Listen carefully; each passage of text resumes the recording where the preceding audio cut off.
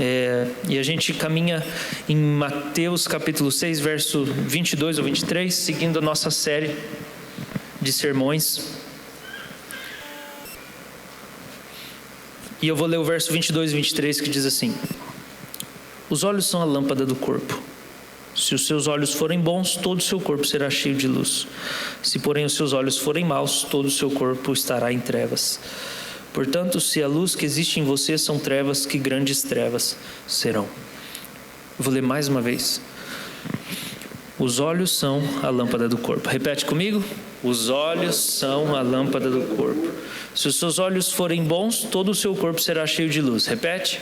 Se os seus olhos forem bons, todo o seu corpo será cheio de luz. Se, porém, os seus olhos forem maus, todo o seu corpo estará em trevas. Portanto, se a luz que existe em você são trevas, que grandes trevas serão. Senhor Jesus, tem misericórdia de nós nessa manhã que nos reunimos aqui na sua casa. Sua palavra está aberta, Senhor, e nós temos certeza absoluta que ela não pode nos dar vida se o Senhor não soprar através das páginas da Escritura. Nós não seremos cativados pela verdade divina aqui contida nesse trecho. Nós não seremos cativados, não seremos apreendidos, não seremos conquistados, vencidos, consumidos por essa verdade apenas fazendo uma leitura. Nós precisamos que o Senhor toque, que o Senhor venha aqui. E Deus, algumas pessoas precisam da revelação dessa passagem mais do que outras pessoas aqui nessa manhã. Para algumas pessoas isso é mais urgente do que para outras. Eu quero pedir que o Senhor tenha misericórdia, contemple a necessidade dos seus filhos nessa manhã. Que o Senhor fale, Senhor, porque nós precisamos, e que o Senhor me ajude como teu servo a ser fiel, em nome de Jesus, amém. Tem uma oração que eu fiz nessa última semana, enquanto eu estando ainda em viagem, meditava nesse texto. E a oração que eu fiz ao longo dessa semana foi: Senhor, sacia os meus olhos com a tua revelação. Sacie os meus olhos com a sua revelação. Foi uma oração que eu fiz durante essa semana. Sacia os meus olhos. E eu fui muito criterioso para escolher as palavras. Era essa palavra que eu queria escolher para orar. Sacia os meus olhos. Sacia os meus olhos. E por que sacia os meus olhos? Porque os nossos olhos são ambiciosos. Os nossos olhos são ambiciosos. Para a gente entender e mergulhar no significado disso aqui, a gente precisa talvez dar personalidade para os nossos olhos. E olhar para os nossos olhos como se eles tivessem vida própria, como se eles fossem seres vivos. Porque eles são ambiciosos, eles têm preferências. Nossos olhos sempre querem ver coisas novas, coisas bonitas, coisas atraentes e agradáveis. Eles têm vontade própria. Você já parou para pensar nisso em algum momento da sua vida? Eu me converti, eu era um adolescente, eu tinha 14 anos. E um adolescente não luta com a sensualidade só porque ele é um adolescente. Ele luta com isso porque ele é um ser humano. E quando ele envelhecer, ele vai continuar tendo essa luta em algum grau, de alguma maneira. E na minha adolescência, eu desenvolvi o hábito de não erguer a cabeça quando eu via que alguém vinha. Ali na outra esquina, vindo de longe, e daí eu olhava assim, a primeira olhada, eu falei assim, essa pessoa parece bonita. Eu não quero nem ver quem que é, ela só pareceu bonito, eu não quero nem ver. Por quê? Porque os meus olhos são ambiciosos. A gente só descobre a si mesmo, a gente só conhece a si mesmo à medida em que a gente realmente decide andar com Jesus e lutar contra o pecado. Ninguém conhece a si mesmo sempre cedendo ao pecado, sempre cedendo à tentação. Você não se conhece desse jeito. Você não conhece a força do pecado cometendo ele. Você não conhece a força do desejo fazendo o desejo, cumprindo o desejo. Você conhece a força da tentação, do pecado, do desejo? Quando você decide não fazer ele. E daí você sente a tensão, daí é física, agora não é muito o meu campo, né? Mas assim, quando você decide não cumprir o desejo, você está puxando daqui, e daí a tentação, o desejo, ele está puxando de lá. E aí fica uma força de resistência. Eu nem sei se é essa a palavra certa da física, não é resistência? O que é? Qual que é, Lucas? Vamos lá. Tem duas forças puxando, uma para um lado, outra força puxando. Força de reação. Isso não vai fazer diferença nenhuma para a mensagem, mas para quem conhece vai se sentir um pouco menos contemplado, né? Poxa, o pastor valoriza a física e tal, né? Eu preciso dela para viver, né? Então, você só descobre a força do desejo quando você decide não cumprir ele, porque daí você sente ele te puxando. E você fala, não, eu não vou. E daí você realmente entende e percebe, tem uma coisa dentro de mim. Aí você descobre, meus olhos têm vontade própria. Porque quando eu decido que eu não quero saciar os meus olhos com qualquer coisa que aparece diante de mim, eu descubro que eles têm vontade própria. Eu descubro que, embora eles tenham sido criados por Deus para essa função mesmo, de contemplar a estética, de ver as coisas bonitas que Deus fez, eu vejo que o pecado também afetou os meus olhos, afetou esse membro do meu corpo. Porque eu tenho vontade de ver coisas quando eu não queria ver. Quem aqui já falou assim, eu vou parar de assistir seriado porque está roubando meu tempo? Isso você não conseguiu. 1, 2, 3, 4. Por que você não conseguiu? Porque seu olho tem vida. Eu quero ver os efeitos especiais, eu quero ver o que vai acontecer, eu quero ver as cenas do próximo capítulo. Porque o seu olho tem vida, ele é ambicioso, ele quer ser lançado em determinadas coisas. Agora vamos lembrar, o Lucas deu uma aula maravilhosa, que eu já assisti outra vez, que é sobre criação e queda, hoje aqui na escola bíblica. E ele falou, a estrutura da criação ela é boa, só que o pecado corrompe ela. Os olhos são bons, a estética é boa. Existia uma heresia lá na antiguidade, que falava que existia 2 deuses. O Deus invisível e o Deus criador da matéria, chamado de demiurgo. E daí a matéria ela é completamente maligna, esse é o Deus mau. E o Deus bom é o Deus etéreo, intangível. E daí isso se misturou com o cristianismo em determinado momento da história. E a expectativa que se tinha, a fé que se tinha é que Deus ia redimir o mundo destruindo tudo que era tangível. Então na hora que não tiver mais nada visível, nada que a gente consegue enxergar, daí a gente ficou purificado. Isso é totalmente antibíblico, porque Deus criou as coisas para que elas sejam vistas. Deus criou as coisas com aparência, com forma, né? A gente cita tanto o Salmo 19, os céus proclamam a glória de Deus. Como que os céus proclamam a glória de Deus se não tem linguagem? É porque aquilo que a gente vê fala, a estética diz. Por isso é muito importante, e a nossa geração tem muito problema com isso. É muito importante a gente entender que as roupas que a gente veste mandam mensagem. O cabelo que a gente não penteia manda mensagem. Hoje você pode ficar no home office, né? Hoje você pode, sei lá, né? Não toma banho, sei lá. Porque às vezes você encontra umas pessoas e fala assim, meu Deus, de onde saiu essa pessoa? Eu não trabalho no home office. Daí não toma banho, não penteia cabelo, não, sei lá, usa qualquer roupa. Mas Deus fez as coisas de maneira em que a aparência diz, vai penteando aí, Daniel, já vai passando. Diz. É claro que a geração mais antiga, né, mais experiente, ela entende isso melhor. Porque a nossa geração hoje, ela tem muitas resistências com ordem, com disciplina, com regra. A gente não gosta disso. Então, se você é alguém que tem mais de 40, 50, você é alguém que pensa, não, eu vou de calça para a igreja. Algo nesse sentido. Por quê? Porque isso mostra a minha seriedade, mostra o meu compromisso. Isso mostra que eu sou alguém que tem um mínimo de compromisso. Agora a nova geração, não, eu vou de Crocs no culto. Não, Não, eu já vi gente que veio, não está aqui, fica tranquilo, nem é da nossa igreja. Eu já vi gente que veio de meia e de Crocs. É um pecado mortal. Você está de Crocs e de meia ainda. Mas isso fala, você olha para uma pessoa e fala assim, eu não vou entrar no lance do povo que chupa chupeta, né? Porque tem isso aí hoje também, né? Vocês estão ligados, né? Usa pantufa, essas coisas.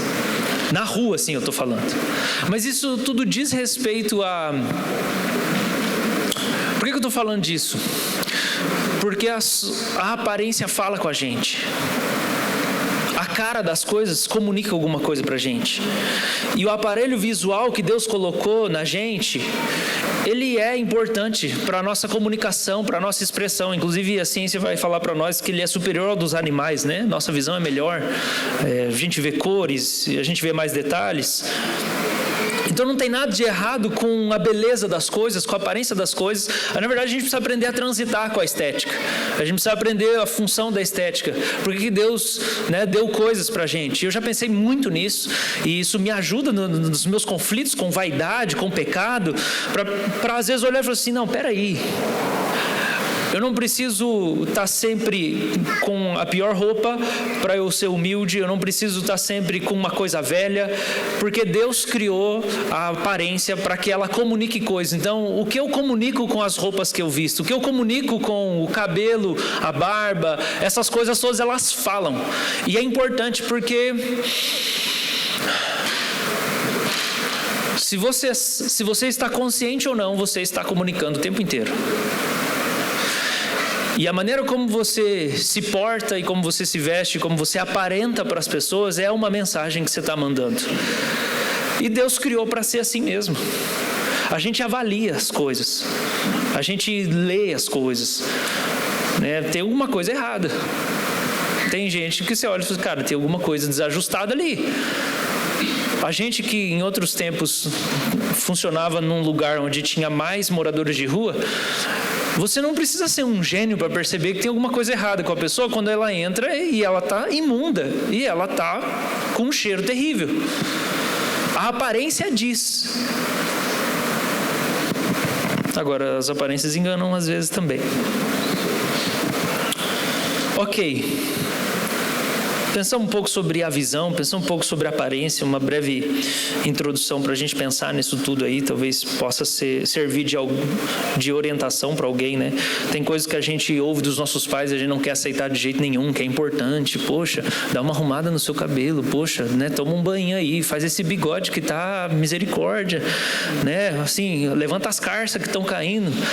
Aliás, o que dizer quando você leva uma hora para perceber que você está sem cinto, que a sua calça não está caindo? Quer dizer que você está se alimentando bem, né? Estava aqui no louvor, falei assim, cadê meu cinto, meu Deus? Mas a calça não está caindo. Então, às vezes, a gente passa a nossa vida e a gente não dá valor para coisas que os nossos pais falam, até que o pastor fala na igreja, e daí você, será que era aquilo mesmo? Enfim, sei lá, só uma coisinha aí para você. Mas a pergunta que fica para nós, quando a gente olha para isso, a gente vai refletir sobre o olhar, sobre o olho, sobre a aparência, de que maneira que a aparência das coisas se tornou pecaminosa? Porque Jesus está falando que os olhos são a lâmpada do corpo. Então, de que jeito a aparência das coisas se tornou pecaminosa? E eu acho que a primeira maneira que eu responderia essa pergunta é que as coisas em si não se tornaram pecaminosas. A aparência das coisas em si não são pecaminosas. O que se tornou pecaminoso foi o fato de que nós lançamos os nossos olhos sobre as coisas. E a gente não sabe disso, tá? A gente não percebe isso. Isso é uma coisa automática que a gente faz o tempo todo. A aparência das coisas em si não são pecaminosas. O pecado está no fato de que a gente lança os nossos olhos sobre as coisas bonitas, na carência, a partir da carência, da nossa falta de uma relação obediente e prazerosa com o nosso Criador. A gente olha para as coisas como quem não tem Deus. Esse é o problema. E daí você quer comer com os olhos uma comida que a sua alma está com fome, ela está com sede. Esse é o problema. A aparência das coisas não é ruim em si, ela não é pecaminosa. O problema é como a gente busca as coisas com os olhos. Porque o pecado em nós sugere que nós vejamos mais, que nós vejamos o que está escondido, que nós vejamos por mais tempo e que nós tenhamos mais prazer ainda em ver. Essas podem ser manifestações do pecado através da nossa visão. Que a gente veja mais, que a gente veja o que está escondido, mas eu quero ver o que está escondido. Que a gente pode chamar de curiosidade. Existe uma maneira de você experimentar a curiosidade de um jeito santo. Você ser curioso sobre a palavra, você ser curioso sobre o conhecimento, você ser curioso sobre o bem-estar, sobre a situação das coisas. Existe uma maneira da curiosidade ser boa, mas existe uma maneira da curiosidade ser ruim, dela ser pecaminosa. Por que você quer saber mais disso? E eu vou dizer uma coisa, de novo, você só descobre como a curiosidade pode ser pecaminosa quando você decide lutar contra ela. E daí, de repente, você se flagra assim, por que eu estou assistindo um vídeo sobre isso? Tipo assim, sei lá, entendeu? Eu nem estou falando de alguma coisa erótica, eu só estou falando como às vezes eu posso perder tempo assistindo uma coisa que não vai prestar de nada, só porque eu fiquei curioso, que apareceu lá um clickbait, lá uma imagem de um buraco na terra. Você sabia disso? E daí você, uau, eu preciso ver isso. Na verdade não, é só o diabo roubando o seu tempo, sua atenção, a sua concentração e o que o Espírito Santo queria falar com você talvez naquele momento, naquela manhã. Faz sentido, gente? Ver, o ato da gente ver, o ato de ver é considerado por alguns teólogos como a experiência mais prazerosa do ser humano. Ver. Nós queremos ver, nós amamos ver e nós queremos que os outros nos vejam. A nossa relação com o contato visual, ela pode ser mais prejudicial do que a gente percebe. Por quê?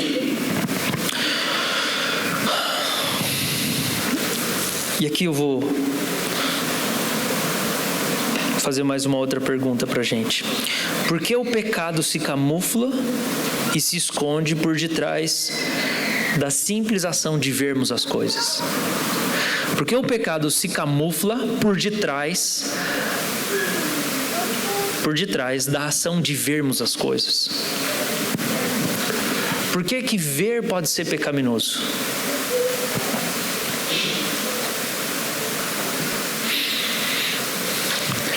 Porque a principal perda que nós experimentamos na nossa rebelião contra o Criador foi a perda da visão da sua glória. Nós não vemos mais a glória de Deus. A gente não vê a beleza da santidade de Deus. A gente não vê a majestade de Deus. Nossos olhos naturais não veem a glória de Deus, o brilho que emana do seu ser. Qual é o problema disso? Primeiro é que a gente nem sabe que a gente precisa disso como ser humano.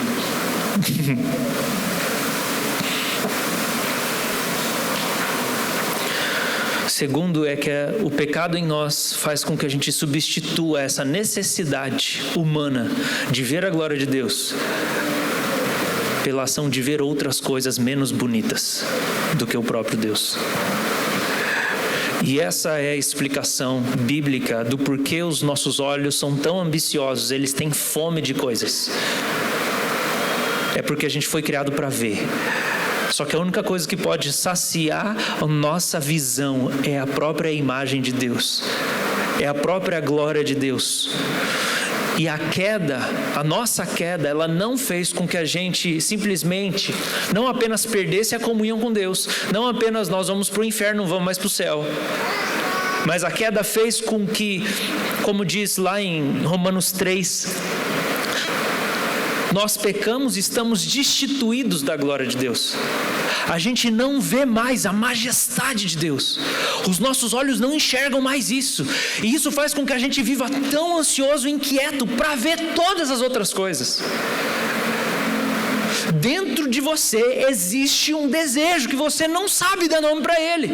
É por isso que você não para de mexer no feed do Instagram. É por isso que você não para de rolar um vídeo depois do YouTube, um depois do outro. É por isso que você precisa maratonar tanto, porque a sua alma quer ver algo bonito. Só que o bonito que ela quer ver é o próprio Deus, é a glória de Deus. Você foi feito para isso. E isso é tão...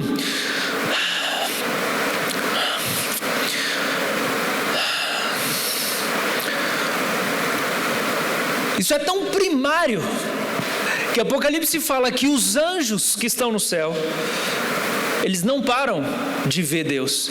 E que os seres celestiais, os querubins, os serafins, eles não têm só 2 olhos.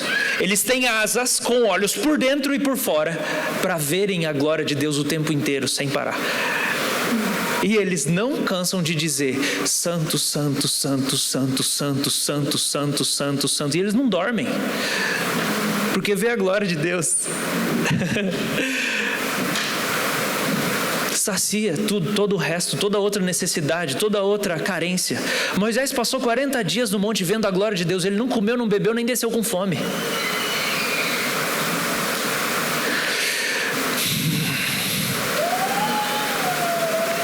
Só que nisso a gente volta lá para a origem de tudo. Por que Deus criou a gente? Por que a gente nasceu? Por que a gente existe?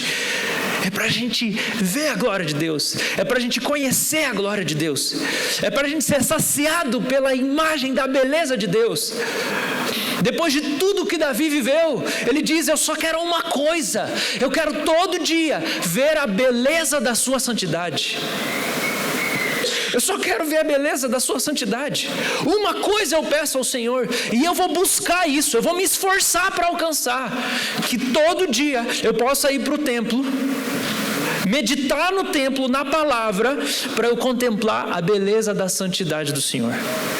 É só isso.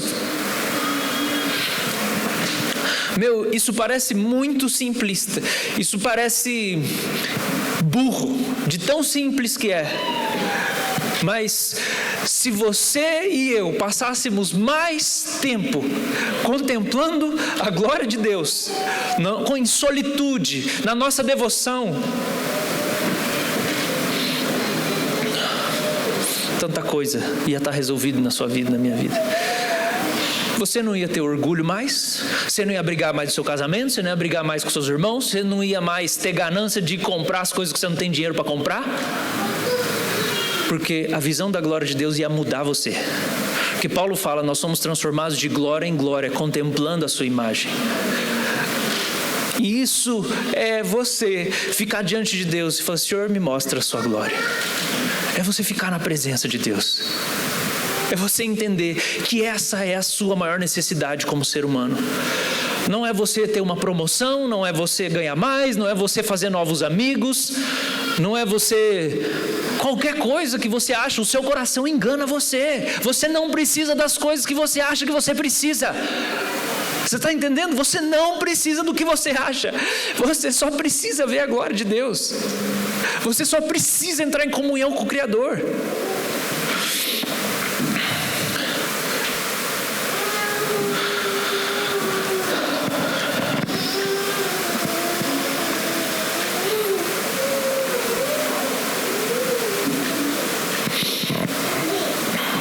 Tomás de Kempis, no livro de Imitação de Cristo, ele escreve assim: lembre-se sempre do provérbio que diz: os olhos nunca se saciam de ver. Eclesiastes 1:8. Os olhos nunca se saciam de ver. Esforce-se para que o seu coração não se apegue às coisas visíveis. Volte-se para o que é invisível. Porque quem segue suas paixões mancha a consciência e perde o favor de Deus. Paixão é impulso.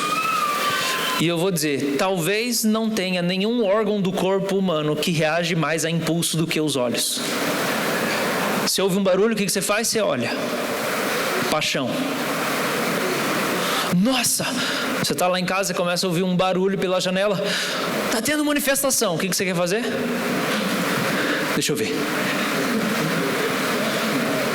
Alguém fala: nossa, você viu? Saiu um novo iPhone.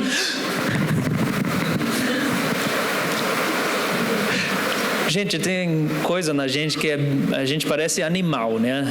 Animalesco, assim. A gente só não percebe. Quem segue suas paixões mancha a consciência e perde o favor de Deus. A glória de Deus pode nos saciar.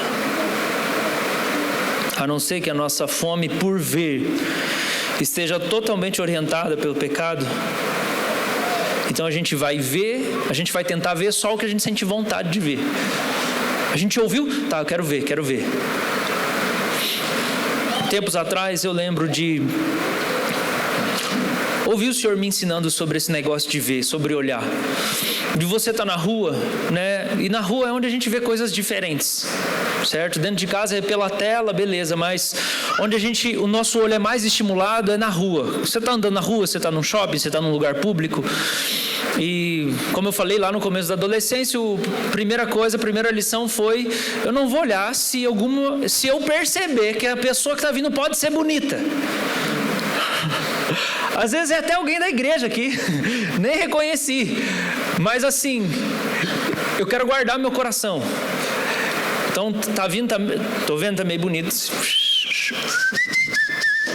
Já atravessei a rua, irmãos, tinha uma mulher bonita lá na esquina. Meu Deus, pastor, como você é depravado. Não, irmão, mas é que eu não quero cair, entendeu? Falando de seriado, eu comecei a assistir Anéis do Poder. E daí eu falei, Tolkien é crente, né, gente? Então assim, vamos dar os contos.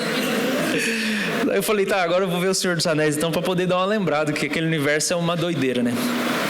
E daí eu assisti, acho que é o primeiro. E a Sociedade do Anel fala sobre como Frodo, né, aquele hobbit, pega o anel e ele vai fazer toda aquela jornada para destruir o anel. E na ideia de Tolkien, o anel significa o pecado. Não sei se vocês sabem disso, mas para Tolkien o anel significa o pecado, é a tentação, é o desejo. Por quê? Todo mundo no universo do Senhor dos Anéis deseja aquele anel. E é isso que o pecado é, todo mundo quer pecar no mundo, todas as etnias, todas as classes, elfo, são os homens, são os hobbits, todo mundo quer. E num determinado momento, o Gandalf é incrível, né? O Gandalf representa Jesus quase que o negócio inteiro. Até o fato dele morrer, né? Ele vai para as profundezas lá com o demônio, depois ele ressurge, o mago branco ressuscitado. Ou então quando ele vai em cima de um cavalo branco para guerrear e livrar o povo. É tipo Jesus em Apocalipse, o cavaleiro no cavalo branco. É tipo assim, é maravilhoso você assistir aquilo, você vai associando aquilo com a Escritura. Mas em determinado momento o Frodo, ele está se sentindo angustiado por causa daquele anel.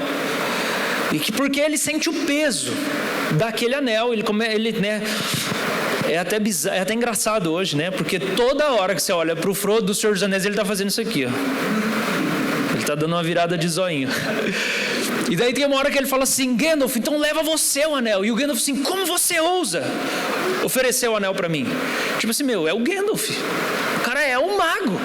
É o mais poderoso das forças do bem.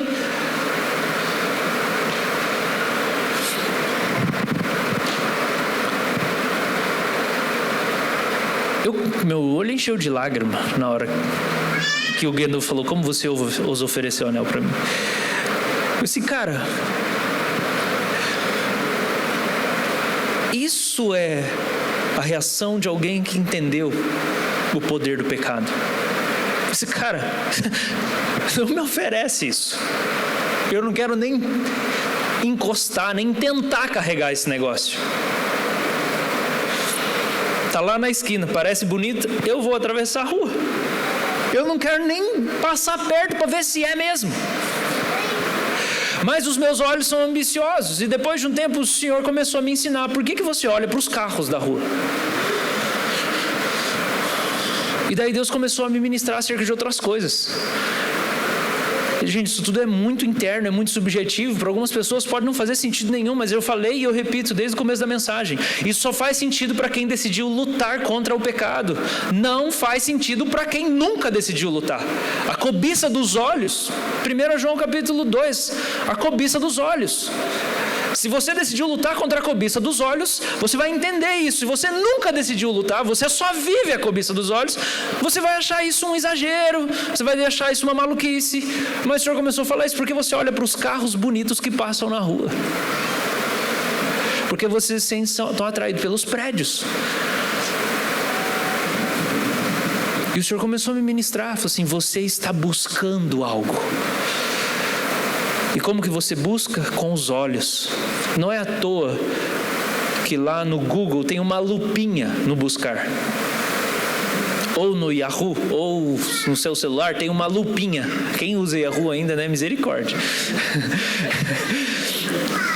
Por que é uma lupinha? Porque a gente busca as coisas com os olhos. E o Senhor começou a ministrar meu coração. Sabe como que é um sinal de que a sua comunhão comigo está fraca? É porque você se sente muito atraído pelas coisas bonitas à sua volta. E tudo que você precisava era olhar para mim um pouco mais.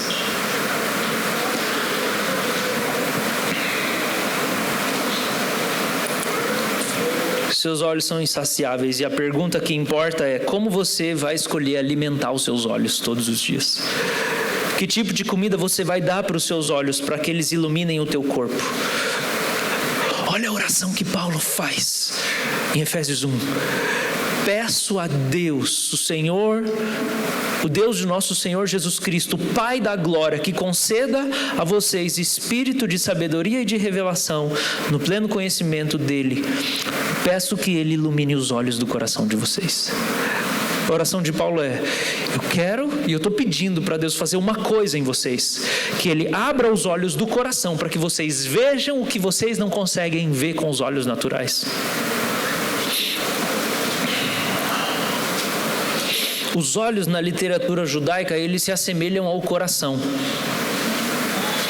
Então, quando Jesus fala de olhar para alguma coisa, Ele está falando de você colocar o seu coração, de você colocar a sua mente, o seu entendimento. E o coração, ele é onde, na cultura judaica, é onde se situa a vontade, o entendimento e as emoções. Os olhos são semelhantes na literatura judaica. Então, quando Ele fala sobre você olhar para algum lugar, sobre você lançar o seu olhar, isso é uma expressão do Antigo Testamento usada, já vou falar sobre isso. Ele está dizendo sobre você buscar alguma coisa, sobre você colocar o seu entendimento, a sua atenção, a sua mente na direção de alguma coisa. Então, quando a gente olha para algo, a gente não está só olhando, não é só um ato, não é um mero ato. E aqueles que não estão comprometidos com a santidade, tendem a minimizar os atos para dizer: o ato em si não é pecado. Mas quando você lança o seu olhar sobre alguma coisa, isso não é só um ato externo. Você está pondo a sua mente, você está pondo a sua atenção, você está pondo as suas emoções. Quando Jesus fala sobre o olho bom, e essa é a palavra que ele vai dar aqui: se os seus olhos forem bons. A palavra bom aqui, ela tem 3 significados diferentes. O primeiro é saudável, então é um olho são, é um olho que não tem doença. Segundo, é um olho único, exclusivo. É um olho que só vê uma coisa, só olha para um lugar. E terceiro, é um olho perfeito. São os três significados. Jesus está dizendo: se os seus olhos forem bons, ou seja, se o seu olho for saudável, se o seu olho tiver uma visão fixa, num único lugar, se seu olho for perfeito, a sua visão for perfeita, o que Jesus está querendo dizer é que o olho saudável é o olho que olha só para um lugar. Gente, na anatomia, na medicina, isso é muito simples para nós de entender. Se você tem um olho que olha para cá e o outro para lá, seu olho não é saudável. Certo? Eu tenho astigmatismo. Eu não consigo ver o contorno das coisas de maneira adequada. O meu olho não é saudável. Por quê? Desculpa aí, Simone, eu vou entrar na sua área, tá? E vou falar tudo errado. Mas o meu olho está querendo ver mais de uma coisa ao mesmo tempo. E daí borra. Se não for isso, faz conta que é, tá bom, Simone? Faz sentido isso? Quando você quer ver mais de uma coisa ao mesmo tempo, você não consegue ver. Jesus está dizendo: isso é um olho são, é um olho fixo. É um olho que olha para um único lugar. Essa é a utilidade do olho. Só que o pecado faz com que a gente não consiga olhar uma coisa de cada vez. A gente quer tudo, porque existe uma fome dentro de nós. Então a gente quer olhar para tudo, a gente quer ver tudo e tudo ao mesmo tempo.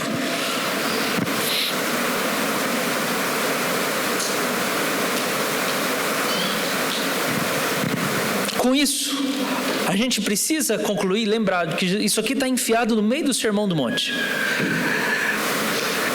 E o pressuposto de Jesus nessa afirmação é que o discipulado treina os olhos do discípulo. O discipulado treina os olhos. Gente, o meu negócio está errado. São 11h45 ou já é meio-dia e 45? Ah, tá. É que eu estou vendo o povo ir embora. Eu falei, nossa, será que o meu está na hora do Egito aqui?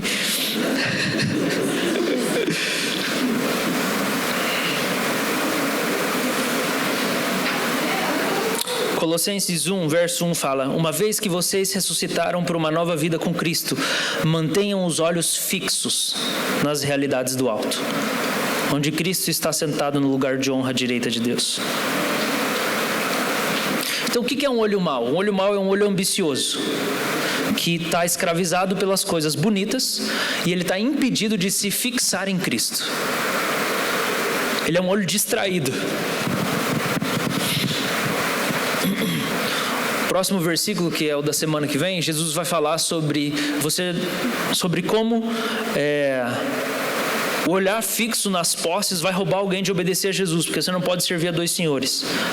Olha o que Bonhoeffer escreve: se você é discípulo, nada pode se interpor entre você e Cristo. Você não pode ver a Cristo e a lei, Cristo e a tua piedade, Cristo e o mundo. O teu olho deve ser unidirecional. Você vê somente a Cristo. Então, um olho mau é um olho que não encontra foco, porque ele tenta olhar mais de uma coisa ao mesmo tempo. Gênesis, Jó e Jeremias têm uma expressão chamada lançar os olhos. Isso significa considerar favoravelmente. Isso fala do gesto de olhar. Então, lançar os olhos sobre alguma coisa significa você ter interesse, afeto, considerar com favor. Percebe? Até na escritura isso está assim, essa definição. Quando eu olho para alguma coisa, eu estou alimentando o desejo por aquela coisa. E eu estou favorecendo aquela coisa. Porque se eu não dou nem atenção para olhar para aquilo, quer dizer que eu já rejeitei ela. O que eu estou tentando nessa manhã construir com você é que o seu ato de olhar as coisas tem tudo a ver com a sua relação com Jesus. Tem tudo a ver com a saúde da sua alma. Tem tudo a ver com o seu discipulado com o Senhor. E você pode até hoje ter aprendido que não, só olhar não faz mal. Só olhar faz mal, sim. Porque os seus olhos são a lâmpada do seu corpo. E se você olha para coisas que não atraem o seu coração para a fidelidade, para a adoração, para o deleite santo, então os seus olhos fazem com que o seu corpo fique em trevas. O seu hábito de ver as coisas tem tudo a ver com a sua fidelidade a Cristo. Tudo a ver. Como você gosta de aparentar tem tudo a ver com a fidelidade que você tem a Jesus ou não. A palavra olho na Bíblia ela é usada figuradamente em diversos momentos. Eu vou citar aqui expressões de diversos versículos. Segundo o dicionário de Easton. Você tem em Mateus 20, olhar mal. Você tem em Provérbios 22, olho generoso. Você tem em Provérbios 6, olhos altivos. Você tem em Isaías 3, olhos devassos. Em 2 Pedro 2, olhos cheios de adultério. 1 João 2, a cobiça dos olhos. E Efésios 6 e Colossenses 3 fala sobre servir os olhos dos outros. Então a gente precisa de uma teologia oftalmológica aqui, de como a prática de ver as coisas tem a ver com ser fiel a Jesus ou não. Então eu gostaria de enfatizar que o olho mau é quando você não consegue fixar os seus olhos em Cristo, mas o seu olho está passando por diversos lugares, diversas coisas bonitas, procurando ser saciado de alguma maneira. Mas Isso não diz respeito só à ganância financeira, que é o que Jesus vai tratar no próximo versículo. Isso também não diz respeito só a você olhar corpos bonitos. Não é só sobre você ter o hábito de ver filmes que tem cenas sensuais e você acha que está de boa, que não tem problema, eu só passo a cena, mas você já viu, meu filho. Antes de você passar, você viu. Isso não diz respeito só a você acostumar a sua mente a estar em contato com coisas pecaminosas, mas isso diz respeito também sobre você lançar os olhos sobre si mesmo em demasia. Agora eu estou apontando a espada para mim mesmo, que isso é um pecado que eu tenho. Meu ego é muito grande. E Deus tem falado sobre isso comigo nos últimos anos. Quando eu falo o ego é muito grande, o que é importante para mim é muito importante para mim. Entende? Eu deveria ser menos importante o que é importante para mim. Eu deveria considerar menos e olhar menos para as coisas que eu desejo, para as coisas que eu gosto, para as coisas que eu me importo. Tem gente que precisa viver uma equalização diferente. A pessoa nunca presta atenção nas necessidades que tem. Mas uma pessoa que tem um ego muito grande, ela é muito exigente. Geralmente é uma pessoa que ela não funciona bem se as coisas saem do controle. Porque o controle diz respeito a todas as condições que aquela pessoa tem para ela estar bem. Então o ego grande significa isso. Isso aqui tem que ser do meu jeito, isso aqui tem que ser do meu jeito. Por exemplo, eu tenho que tomar café 10 minutos depois que eu acordo, minha escova de dente tem que estar lá nesse lugar, eu tenho que almoçar nessa hora, eu tenho que fazer isso nessa hora. Se não tiver esse desodorante aqui, eu não vou ser feliz. Ego tem a ver com isso. Eu orquestro a vida de um jeito que, se ela sai um pouco, acabou para mim. Porque tem que ser muito do meu jeito. O meu ego é muito grande. Eu olho muito para mim mesmo. Eu olho muito para os meus pedidos. E isso é ter um olho mau também. Provérbios 27:2 fala: deixe que os outros o louvem e não a sua própria boca, um estranho e não você mesmo. Isso quer dizer, tipo assim,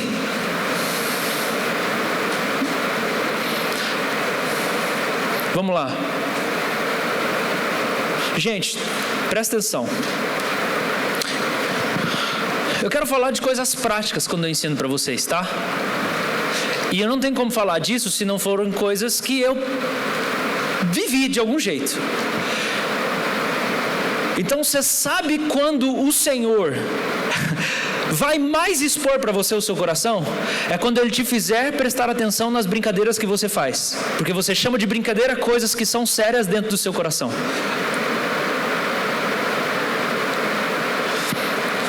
Anos atrás, o Senhor começou a falar comigo sobre brincadeiras. Porque existem maneiras da gente fazer brincadeiras. E eu acho que tem um monte de gente, sério, eu nem estou consciente disso, eu não vivo pensando nisso. Mas tem um monte de gente que brinca acerca de si mesmo. Tem gente que brinca acerca de si mesmo se depreciando.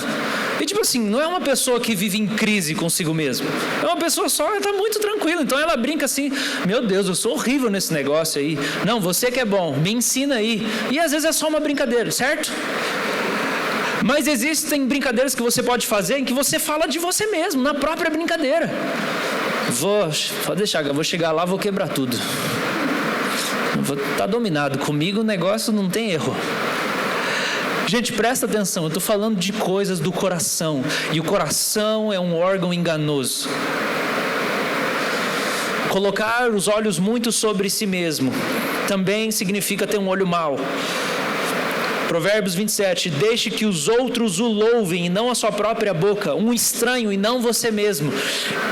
Quando você faz uma brincadeira falando das suas virtudes, isso é você se louvando. Isso é você colocando os seus olhos demais em você mesmo. E eu vou repetir, isso não faz sentido para quem não está lutando contra o pecado. Porque quem está lutando contra o pecado está desejoso de não desagradar o Senhor em todas as coisas. E isso faz com que essa pessoa se torne atenciosa.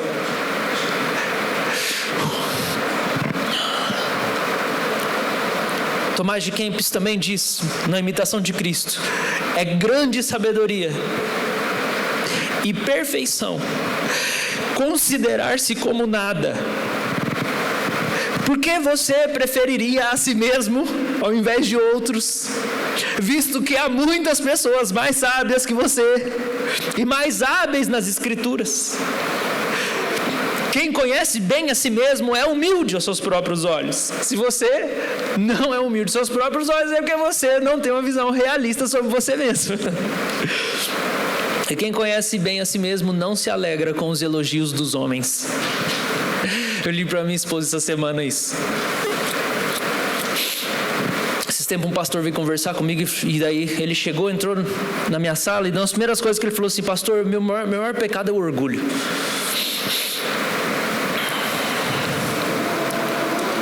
Talvez nesse momento atual da minha vida não seja, ou talvez seja, só porque eu estou falando que não é. Mas quando eu li para minha esposa essa semana, essa frase do Tomás de Kempis: quem conhece bem a si mesmo não se alegra com os elogios dos homens. Aí comecei a chorar. Aí eu falei: amor, sabe por quê? Porque quando alguém vem e me elogia, eu falo: mas não combina, não fui eu que fiz, a glória não é minha, não nasceu de mim, quem tem que ser elogiado é Ele. Agora a gente está falando de uma visão real, espiritual que você tem sobre você mesmo. Quem conhece bem a si mesmo não se alegra com os elogios das pessoas. Tipo assim, não combina comigo. Não é falsa humildade. Não, que isso. Acaba o culto, né? Os pastores têm o maior pecado dos pastores é depois, 5 minutos depois do culto, que eles querem ver se o povo gostou da mensagem ou não. Ele quer saber se o povo vai elogiar. Aí chega lá assim: nossa, pastor, que mensagem. Daí o pastor: que isso, aí não foi nada, não. Foi glória a Deus. No coração dele, ele está assim: é isso mesmo, você está me reconhecendo, eu que sou o pastor aqui nessa casa, eu que sei. Mas quando o pastor está com o coração no lugar certo, alguém vem e elogia, ele não precisa responder nada, ele não precisa nem falar assim: ah, foi Deus. Tipo, isso faz pouca diferença, sabe? Mas é no coração dele. Ele fala assim: ah, Senhor, a gente sabe quem que foi. Não combina comigo. Então a única maneira sadia de olhar para si mesmo e considerar suas vontades e opiniões é fazer isso sempre de joelhos. O único jeito sadio de você lançar os seus olhos sobre você mesmo, sobre as suas vontades, sobre o que você quer, é fazer isso sempre de joelhos, na presença da cruz de Cristo, consultando Ele, falando assim: é legítimo esse meu querer, Senhor? Deixa eu consultar o meu coração. Às vezes a gente faz isso deitado na cama, como o Salmo fala, né? Consultar aí no travesseiro o coração. Você deita, daí você começa a pensar nas coisas. É hora de você, assim, começa a consultar tudo que você queria, tudo que não está dando certo na vida, que não é do seu jeito. Você tem que fazer isso na presença dele. Que daí você fala: Senhor, posso querer esse negócio aqui? Irmão, ser um discípulo de Cristo significa que você pergunta para Ele se você pode querer alguma coisa. Senhor, posso querer isso aqui? Ontem, quando a gente chegou em casa, depois do café, lá do chá, revelação, eu tive uma conversa muito importante com a minha esposa, em que a gente processou para nós o tanto de emoção que a gente sentiu. E daí ela falou, né, naquele momento, que ela tinha algum receio de que as meninas experimentassem alguma rejeição, porque a gente esperava um menino e uma menina. E daí eu falei: amor, se preocupa com isso. Rejeição, tipo assim, uma expectativa frustrada não é rejeição. Não estou rejeitando nada, é outra coisa. Tipo assim, eu vou amar essas meninas, tenho certeza, as duas. Eu vou ser ela mesma falou assim: você vai ser o rei da casa, elas só vão querer saber de você, vão pôr um vestidinho e perguntar para você. Eu disse: não, eu estou de boa, tá tranquilo. Não é isso, não é que eu não quero as meninas, não é nada disso. O que eu estou lidando é A frustração não é nem da profecia, tipo, eu tô nem aí. O que a gente está ensinando na igreja é que a gente erra mesmo na profecia. E por isso que a gente precisa ser cauteloso, a gente ora sobre as coisas, a gente julga antes de construir a vida em cima de uma palavra que alguém me deu. Tá tudo certo, não estou nem preocupado. Eu já sabia que tinha esse risco. Mas o que eu estou lidando no meu coração é: eu quero ter um filho. Eu quero um menino para jogar bola. O quê? Menina joga bola. Ah, tá.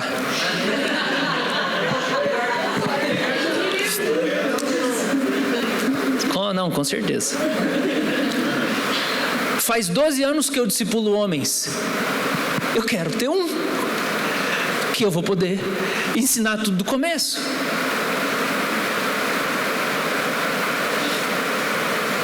Daí eu fui dormir, porque às vezes você só precisa dormir. Essa é a vontade de Deus para sua vida. Acordei hoje, fui tomar banho. Às vezes eu sento no chuveiro, para mim é uma coisa divina. Tem que ser rápido, né? Senão... Se nós estivesse lá no Egito, era diferente. Agora no clima tropical aqui também. Mas enfim, meio ambiente eu sei, está tudo certo. Sentei, começou a cair água. Eu falei: Senhor, eu vou falar sério pro Senhor.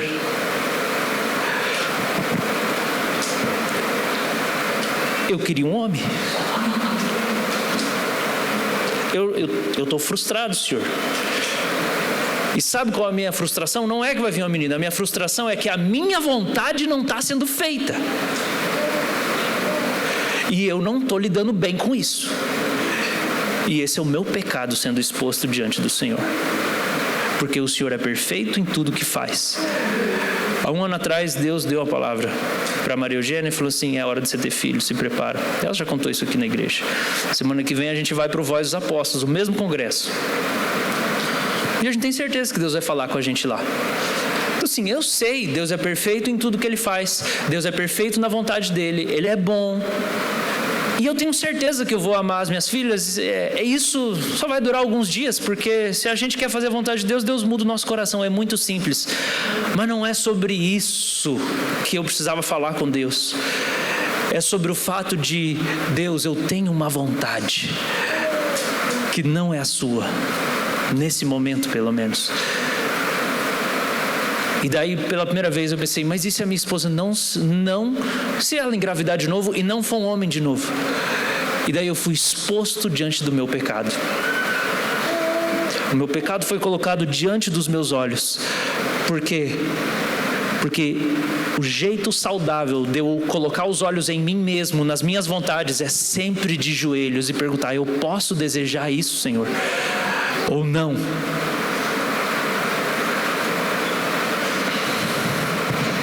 Eu sei que isso não é um bom testemunho de um pastor, mas pelo menos você fica com a parte de como o pastor tentou se arrepender do seu pecado. Amém. Quero finalizar dizendo sobre como restaurar a sua visão. Como você pode restaurar a sua visão? Como recuperar a visão? Como você pode limpar a lâmpada? Primeiro texto que fala comigo muito sobre isso é um texto de Gênesis 29, que fala sobre Raquel e Lia. Alguém lembra de Raquel e Lia? Jacó amava Raquel, só que a Raquel era a irmã mais nova. Então, ele trabalha 14 anos por Raquel, porque o sogro dele, tio-sogro, quando foi na noite de núpcias lá, no escurinho do cinema lá, ele pôs a irmã. E daí, quando acordou no outro dia, o Jacó: epa, não era essa. Só que o texto fala lá em Gênesis que Lia tinha olhos baços. E o significado disso era olho fraco. Ou era feio, ou ela não enxergava direito. Isso é a única coisa que a Bíblia descreve sobre a aparência dessa mulher. Só que Raquel era bonita de rosto e de corpo. Já entendeu de quem que Jacó gostava, né? Da bonita de rosto e de corpo. Só que o texto fala que porque Jacó não amava a Lia e os olhos dela eram baços, eram fracos, feios, Deus começou a ter compaixão de Lia. E Lia se tornou fértil e ela começou a ter muitos filhos. E Raquel era infértil. Depois Deus vai ter misericórdia de Raquel também. Mas eu quero dizer que esse texto fala muito ao meu coração. Porque esse texto fala de alguém que não tem olhos saudáveis, ele tem olhos maus, mas atrai a misericórdia de Deus. E a palavra de Jesus para nós é que os nossos olhos precisam ser saudáveis para o nosso corpo todo responder. E eu não tenho tempo, porque o sermão ficou muito grande aqui para falar sobre o corpo. Mas eu queria nessa manhã dizer isso para você, que mesmo que os seus olhos sejam maus, o Senhor pode ter misericórdia de você. Mesmo que você esteja lutando muito porque você está buscando coisas que não são a vontade de Deus para sua vida, e Deus não está te dando, e Ele não está respondendo, e você não está cedendo, você não está nem tentando conversar com Ele, o Senhor pode se compadecer de você, porque Ele sabe que você sofre quando você deseja coisas que não são as coisas que Ele quer. Salmo 18, 28 fala: porque fazes resplandecer a minha lâmpada, o Senhor meu Deus derrama luz nas minhas trevas. Jesus fala em João 8: quem me segue nunca andará em trevas. Então a solução, o antídoto para você, se você está andando em trevas, se os seus olhos estão apagados, segue Jesus de novo. Quem seguir Ele nunca vai andar em trevas. Você não sabe por onde começar, você não sabe por onde se encontrar, você não sabe como ajustar, ordenar os afetos do seu coração, as vontades que você deveria ter ou não, os seus hábitos. Começa procurando Jesus, onde Ele está. Porque Ele diz: quem me segue nunca andará em trevas. Olha para Jesus. Se você olhar para Jesus, o seu corpo vai se tornar luminoso outra vez. Eu quero orar por você nesse momento.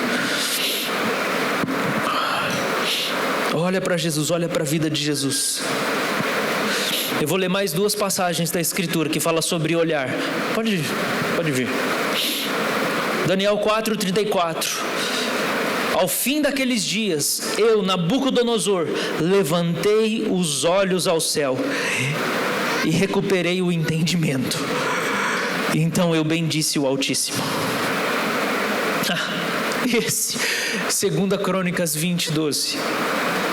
Nosso Deus, porque em nós não há força perante essa grande multidão que vem contra nós, e não sabemos o que fazer, porém os nossos olhos estão postos em Ti. Nós não sabemos o que fazer, Senhor, mas os nossos olhos estão postos em Ti. Oh, Senhor.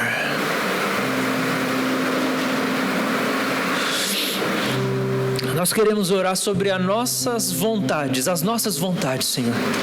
Sobre onde nós estamos colocando nossos olhos, o nosso olhar. Desde, Senhor, falar disso de uma maneira subjetiva, figurada, simbólica, mas também sobre as nossas práticas, Senhor. Queremos conversar com o Senhor hoje sobre a vontade que temos, Senhor, de olhar muito o celular, de ler muito determinados assuntos, de assistir muito, Deus, alguma coisa.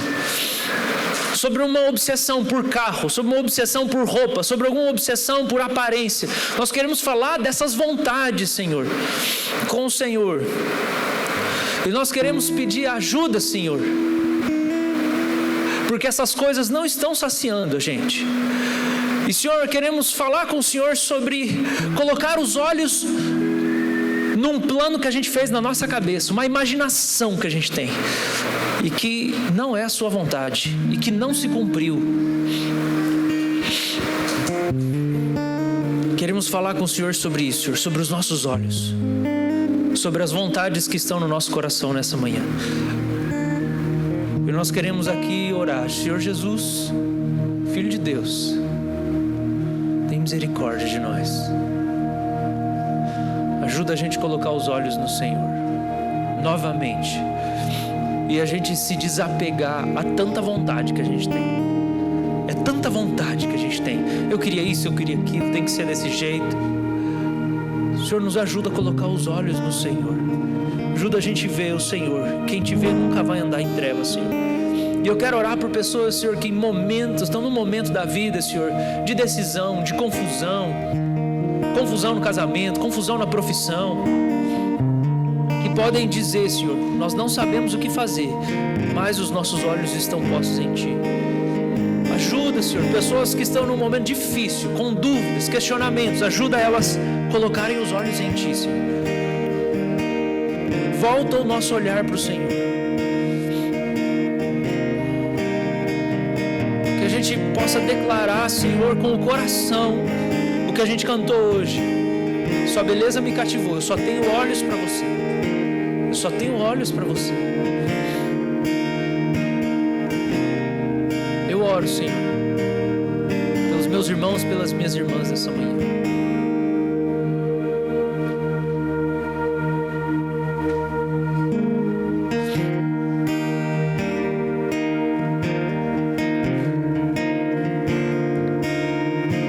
Peço por pureza na nossa vida, pureza no casamento, pureza, Deus, nas nossas ambições. Ajuda a gente a considerar a si mesmo de joelhos, sempre de joelhos.